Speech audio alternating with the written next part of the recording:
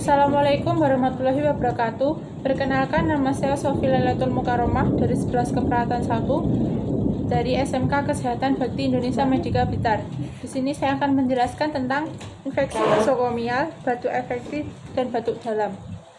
Infeksi nosokomial adalah infeksi yang terjadi di rumah sakit atau dalam sistem pelayanan kesehatan yang berasal dari proses penyebaran.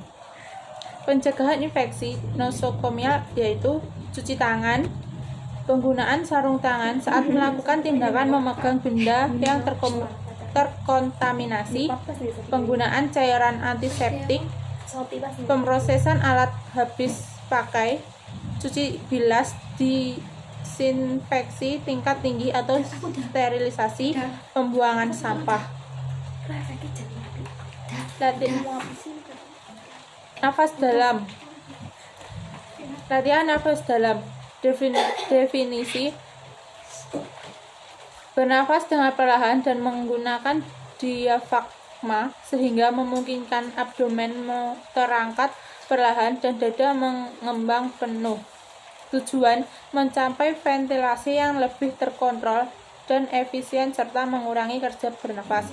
Meningkatkan inflamasi alveolar maksimal, meningkatkan relaksan otot, menghilangkan ansietas,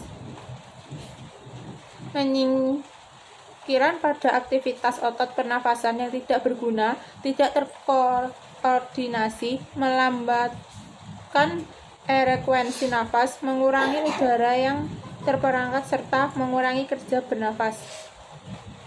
Indikasi: kelainan gangguan paru obstruktif dan restriktif. Kelainan dapat tahap penyembuhan dari pembedaan torak untuk metode relaksasi. Cara kerja: jelaskan prosedur pada klien. Cuci tangan. Minta klien untuk meletakkan satu tangan di dada dan satu tangan di abdomen. Latih pada klien untuk napas perut. Minta klien untuk merasakan pengembangannya abdomen. Minta klien untuk menahan napas hingga 3 hitungan. Minta klien untuk menghembuskan nafas secara perlahan dalam 3 hitungan. Minta klien untuk merasakan mengempisnya abdomen dan kontraksi dari otot. Rapikan klien, cuci tangan, selanjutnya dokumentasi. Latihan batuk efektif. Definisi: latihan untuk mengeluarkan sekret yang terakumulasi dan mengganggu di saluran napas dengan cara dibatukkan. Batuk efektif merupakan batuk yang dilakukan dengan sengaja. Batuk efektif dilakukan melalui gerakan yang terencana. Tujuan: membebaskan jalan napas dari akumulasi sekret, mengeluarkan sputum untuk pemeriksaan diagnostik laboratorium, mengurangi sesak napas akibat akumulasi sekret.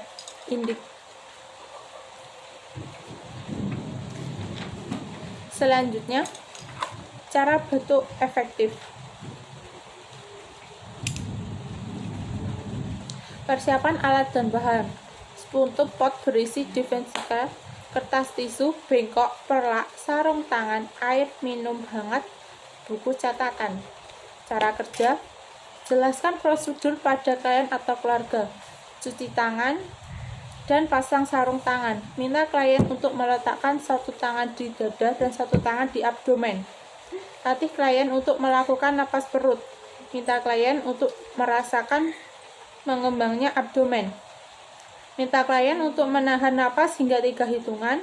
Minta klien untuk menghembuskan nafas perlahan. Minta klien untuk merasakan mengempisnya abdomen dan kontraksi di otot. Selanjutnya, pasang perlak dan bengkok. Minta klien untuk melakukan napas dalam 2 kali. Yang ketiga, inspirasi tahap napas dan batuk dengan kuat. Tampung lendir dalam sputum pot. Bersihkan mulut dan hidung dengan tisu. Berikan air minum hangat kepada klien setelah prosedur dilakukan dan rapikan klien. Selanjutnya, cuci tangan dan dokumentasi. Sekian penjelasan dari saya. Wassalamualaikum warahmatullahi wabarakatuh.